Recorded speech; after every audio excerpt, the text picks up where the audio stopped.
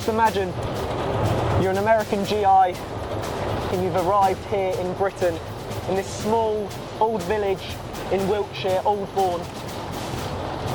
You may have never left your state in America, and suddenly you're in a completely new environment and you're training for one of the biggest invasions in military history. Shortly after their country's entrance into the Second World War, hundreds of thousands of US servicemen found themselves stationed in the UK, preparing to assist with the war effort in Europe. Among those based in the village of Oldbourne, Wiltshire, were members of the 101st US Airborne Division, and in particular, Easy Company of the 506th Parachute Infantry Regiment. Famous, of course, for being the subject of Stephen Ambrose's book Band of Brothers, and the subsequent hit miniseries. They were here from 1943 up until the 5th of June 1944. And they would have trained here, they would have drank at this pub here, the Blue Boar, they would have socialised here, they would have mingled with the local population.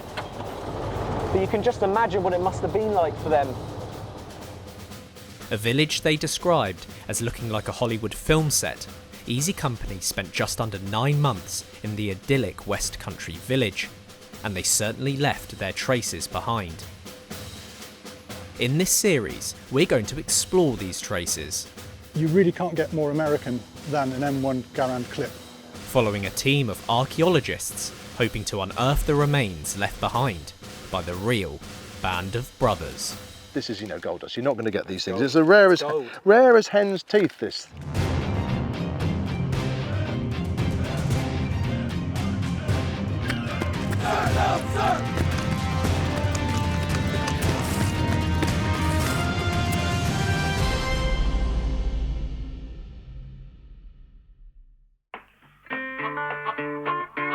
It's day 5 at the dig site of Operation Nightingale in Oldbourne, and the team's search for traces of the real Band of Brothers was well underway. As the foundations of one of the Nissen hut shelters used by Easy Company were now clearly visible, finds were emerging left, right and centre. But not all historic items on site had just been dug up. Members of the public had flocked to the site with a myriad of artefacts relating to the 101st Airborne Division, including one local military historian, Roger Day. Now what do you have here, Roger? It looks like an American GI's helmet. That's exactly what it is, an absolute genuine World War II American paratrooper's helmet. It belonged to an American called Gilbert Morton. He was in the headquarters company, 506 Parachute Infantry Regiment. He was stationed about 3 miles from here, a place called Ramsbury, and this was the tin hat he was wearing on D-Day. Now, it came into my possession when I was about 13 years old, and I had started to get interested in the military history of this area. Of course. I was talking to my father, and he said, I think there's an old tin hat in your aunt's garden. This was in Ramsbury, so we had to go down there immediately, obviously.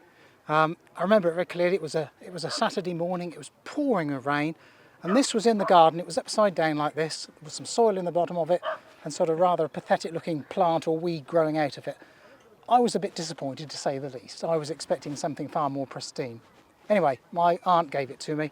I put it in my father's shed, let it dry out, and gradually removed the surface rust, and markings started to appear. There's a marking on the side, another one on the back, and another one on this side. Now, at the time, remember, I was only 13 or 14, no idea what these represented. And it was only about 5 years later I decided to do some proper serious research. Fortunately, my aunt was still alive. Went back and saw her, and she said this helmet belonged to a Gilbert Morton who was billeted with her during the war. Okay. So she knew his name. Yeah. And from that, I was able to contact the 101st Airborne Division Association, who said, oh, he's still alive. I wrote to him. He sent back a letter explaining all about why the helmet was in my aunt's garden and why, intriguingly, it had this large dent in the side of it. So you can see it's got a very significant dent. Now, do we know where that's come from? We do. Yep. Tell me. Gilbert wrote back, and I specifically asked him about the dent. Yep. This was the helmet he jumped with when he jumped into Normandy. They landed a short distance from a village called Saint-Côme-de-Mont. which is some distance from their objective, so they had to make their way to the objective. They came to a crossroads.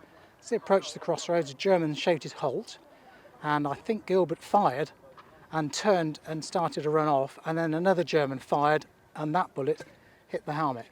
And it said it gave him a bit of a headache. I can imagine. But it saved his life. So it must have just glanced off the helmet. Yes. Because a real bullet, if it had gone directly... Oh, that would have been the end. That would have been the end. So he's just got very lucky there, and he's still kept it. And you can see the markings here. Yep. You can see there's still the spade. That's right. Well, again, I didn't know what these were. Yep. But research showed that the 506 there, recognition flash was a spade, and there you can see a spade on both sides. Yep. He was a sergeant, so he had an NCO's rank bar on the back. Yep. Officers wore vertical bars, and also there's a little dot here. This represents the battalion. He was in 3rd Battalion. And you can still see some of the green. You can see that just some of the original colour is still there, isn't it? Still there. And of course, after he survived the war, but he Yep. went after D-Day. They came back to regroup here in the UK, and he was sent back to my aunt's house and was quartered there again for about another 6 weeks. Brought the helmet with him, stuck it on a post in her garden, Yep. and that's where it stayed until I came along one very wet Saturday morning about 1968. Wow, what an incredible story. Thank you for bringing this object to us, you. Roger. Amazing.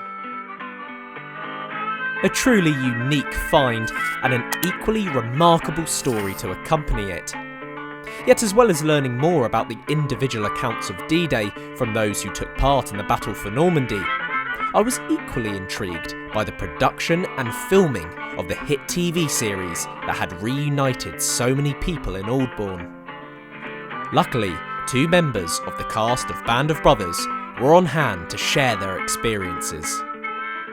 We're lucky enough to be joined by one of the cast of the hit TV series Band of Brothers. Rick joins me. How are you, Rick? First Yeah, of all? I'm good. I'm hot, but I'm good. Yeah. Now, you were in, correct me if I'm wrong, 8 episodes of the hit TV series. Yeah, I was in 8 episodes of Band of Brothers. I played Lieutenant Harry Welsh, and Harry was from Wilkes-Barre, Pennsylvania, and he was actually with 82nd Airborne initially, and then joined 101st, and he was Dick Winter's, well, one of his closest friends, really, and went through the ranks with him and survived the war, fortunately, and was stationed with him just at the cafe in town. You can see the window where Winters stayed, and you can see where Harry stayed in the window next door. And there was a PT field here, a training field where they did all of their calisthenics and stuff. I'm sure Harry did push-ups a lot more than I could have done just over there. I'm not necessarily a big person for believing in ghosts or anything like that, but I certainly can feel easy company around here. And what was the process of filming like for across those 8 episodes that you were Well, we didn't come to Aldbourne to film. I think I'm right in saying, although I joined in the first episode, typically we made our own Aldbourne. You know, we didn't film in the Bastone, we made our Bastone. And similarly, Aldbourne, I think the exteriors were shot in a village called Hambledon out in Buckinghamshire. We did a boot camp that lasted 11 days at Longmoor Training Camp down the M3. And I had, we all had a tough time. I had a time I'm still processing. Actually, Tim Matthews is the same, who's here with me today. For a bit of context, the guy who headed it up, and maybe Rick mentioned this, a guy called Dale Dye, he began these intensive boot camps for military series and films, I think, years before that. The idea was that when they began to portray something, when the director said, you're exhausted, or the director said, you're frightened, they would have something that could reach back and touch, some sort of understanding of what exhaustion means to a soldier, what fear means to a soldier. I wanted them to know that sort of thing, and there's just no way to do it without putting them in that position. I think Saving Private Ryan was when Spielberg and Hanks kind of decided we need to give you a lot of rein here, free rein, to take these actors as far as you can take them. And I think it became quite an integral part of the preparation for the whole film, really. So that gives you an idea of how intensive our training was meant to be, so that on screen you weren't just pointing a camera at an actor who was pretending to know how to use a weapon, you were pointing it at someone who was part of a manoeuvre that we understood the machinations of. I want concentrated burst of machine gun fire. Do not waste your ammo. Go, runner, go. I want him on a 180. Get him around the side as well. Okay, we have somebody in here on the left-hand side. See who he is. He's in a black coat. Yeah, and the series is still one of the most popular series. It's so highly acclaimed. Why do you think that is, and why do you think it still captures the popular imagination to this day? What is it about Brand of Brothers? Yeah, that's the $64,000 question. It's got to be a combination of things. I mean, the stories themselves, obviously, of those men and the overall trajectory that they had through the war is pretty incredible. And I know they weren't the only bunch of people who did that during the war, but they exemplify it quite well, I think. And then I suppose the camaraderie that's portrayed in the book and then in the film, because of the amount of research that was done and knitted together, I think makes for a pretty compelling story. And then you have Steven Spielberg and Tom Hanks putting it into something huge. It's huge. With the dig now nearing its conclusion, it was finally time to catch up with Richard to see what he and his team had discovered. Richard, we were here on the first day of this dig, and within about half an hour we were already finding bullet cartridges. Now, when we heard about some of the objects that you were finding, we raced down here. Tell us about some of the stuff that you found. Well, Luke, to be honest, it's been extraordinary, so exciting. Because we start off with a structure, which is brilliant, but then it was tantalising. Each minute we'd get a new find that would become more and more exciting. You start off with something like this, and I like this because it's a very human thing. You think of soldiers in their downtime, in their bored moments in the hut. Oh, yeah. Any ideas what you think that might be? I really couldn't tell you. Something for some sort of instrument? I'm not sure. No, you are right. That's part of a harmonica. Okay. So you can imagine the guy sitting in the barracks just whiling away the time playing mouth organ. Just a nice human story, I think. Yeah. So we start off with that, and then we seem to be upgrading all the time. The paratroopers came from Toccoa. That's where they did their jump school, and that's in Georgia. This is another nice link. Now, you see what it says there? What does it say? Good for one fare. Good for one fare. It's a token of It's a token, and if you flip it, it's from a bus company. This is the Howard bus line. Yeah.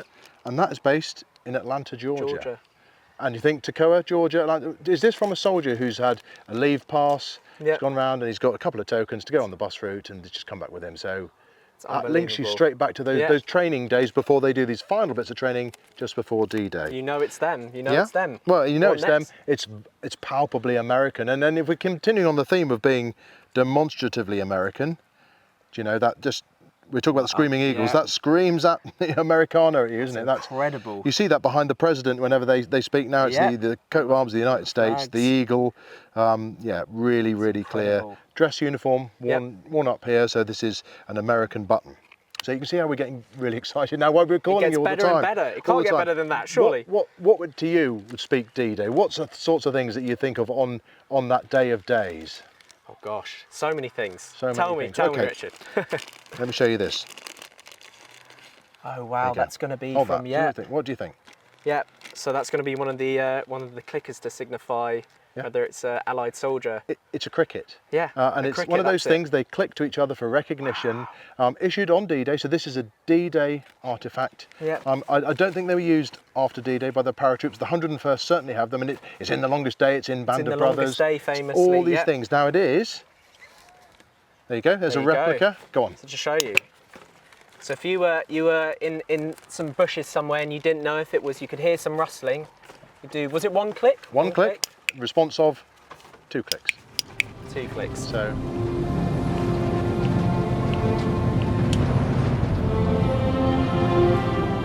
It's an item that, you know, if you want to express D-Day, that's something. So I think we could, we got that, and I was happy we could go home. Didn't need to do any more. We've got D-Day, we've got the Americans, we've got the camp, perfect. And then you see someone doing a little dance by the metal detectors over the lines of Foxcomb, and you think that's probably a good sign. Yeah. And they shout dog tag. What have we got? What's that? No way. Now this is gold dust. You're not going to get these things. It's the rare as hen's teeth. This. So you get the dog tag sign, and in such remarkable condition. Well, that's, you know, I was suspicious. I thought this looks, it looks fake. Should we get it out? Come on, let's get it out. Look at that. And it is Richard A. Blake. And his service number. And then can you see it says T4344. So that's he's had a tetanus jab. Tetanus jab, okay. And then after that it says A. A. It's his blood type. Blood and type. Underneath. C, that would be. He's a Catholic. Religion, yeah. So he's a Catholic. So that is related to, and I wonder how people existed before the internet, because within minutes the team here has identified him. There he is. As Richard Blake. He is a paratrooper. He's from the 506th Parachute Infantry Regiment, but he's from Able Company. Yeah. So he's part of that whole unit of paratroopers. Able Company. He's a technician, so he's what we regard as a corporal. He goes in on D-Day, so he's in the first wave, jumps out of a Dakota. He's there before the landings. Yep. So he's a jumper on D-Day. This item, you know, it links you to D-Day itself. He jumps in on D-Day, and then he comes back to Oldbourne, and then jumps again on Operation Market Garden, where he gets wounded in the hand. Yep. And that for him is his war over. So he survives the war. He's 20 in this photograph. It's incredible. And he dies 10 years ago. But with the wonders of the internet, we're hoping to trace his family and make these connections with people. And I love this, that we connect America with a village in Wiltshire and making all those stories. So again, you know, if we could have stopped at the clicker, we really could stop at this point. Yeah. Until the second dance happens. No. And believe it or not, this, you know, we seem to be upgrading the story. This is another one. Dog tag. I mean, one is almost impossible, two is just incredible. So this is a much more German sounding name. Carl, yeah. Carl Fenstermaker. Wow. And his number, and he's got his tetanus 42 to 43, so it's probably out of date. He's a Protestant. He's a Protestant. His yep. blood type is O. It's been bent. I think also his middle name has been mistyped, so I think he may have even bent it and chucked it. Also, it might be an out-of-date tag because it says 42 to 43 for his tetanus. Well, so you always wonder why you found them, and perhaps it could be that it's just an out-of-date one. We've got a new one. Yeah. Now Fenstermaker, however, is really gnarly. He is a member of Easy Company. So he is friends with some of the big names of Easy Company. We've got a picture of Forrest Guth.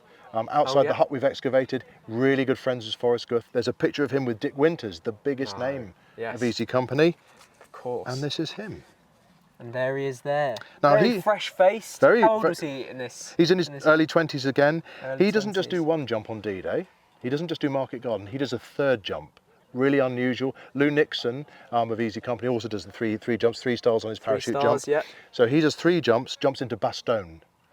So he survives all this and then upgrades, if you can possibly think of that, from Easy Company, becomes a Pathfinder. Wow. So he's one of the 2 Pathfinders of Easy Company, marking out the routes that these paratroopers are going to go for. And he too survives the war. And you know, archaeology is about people. Yeah. It could be Romans, it can be Saxons, it could be about paratroopers. But when you've got an artifact in any of those time periods that links you to a person, you're touching history, and that's what I love about it. This is hold it again, this is touching history. Even the rust on it, it's still... You're linking to a guy who took part in some of the most formative, amazing events in world history. He would have touched this. And he may have bent it himself. Member of Easy Company, and he lived in this field in the 1940s.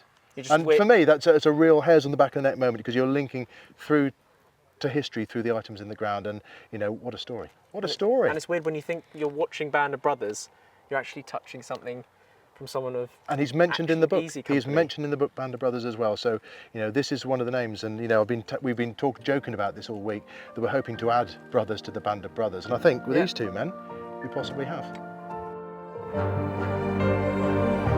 A remarkable end to our week here in Oldbourne, but the story was not yet over. A few days later, Dan and archaeologist Giselle Kiraly caught up with Andrew Fenstermaker, grandson of Carl, to reveal the news about the truly breathtaking find. We have a very special personal connection that we found to this remarkable man. We were all incredibly excited. I have to tell you, we found his dog tag with his name on it. Oh, wow.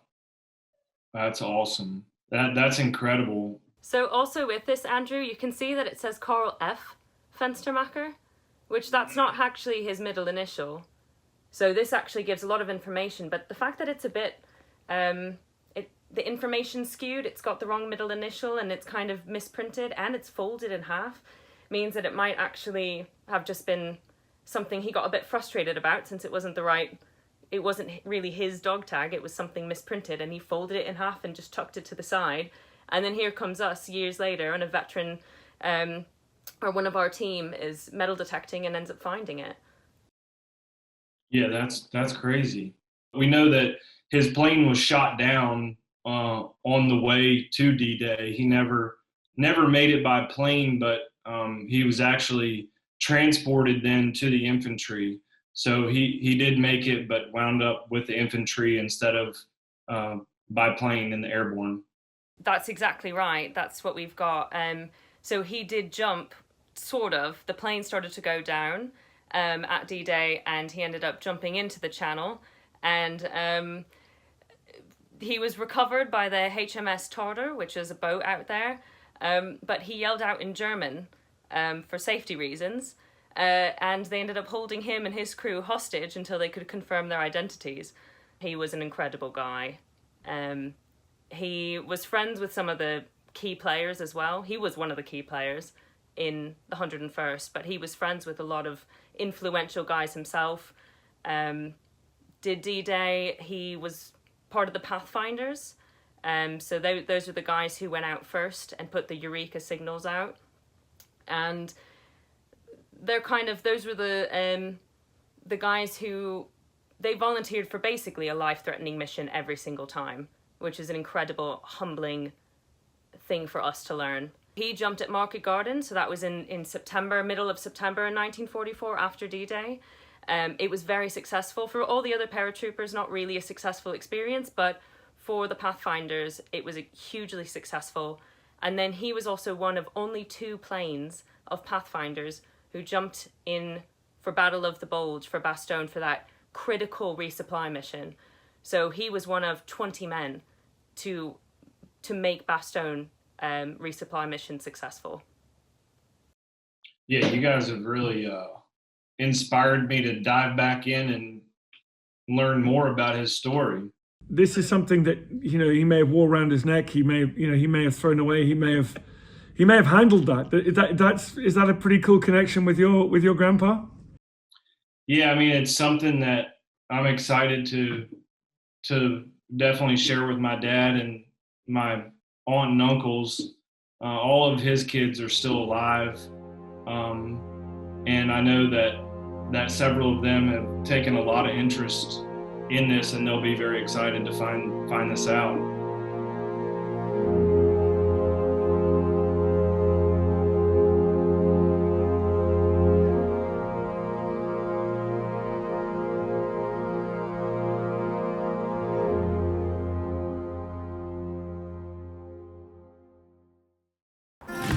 Welcome to the History Hit YouTube channel. Hope you enjoyed that video. And if you'd like to see more videos where we attempt to try and bring history to life, please don't forget to subscribe and hit that notification bell.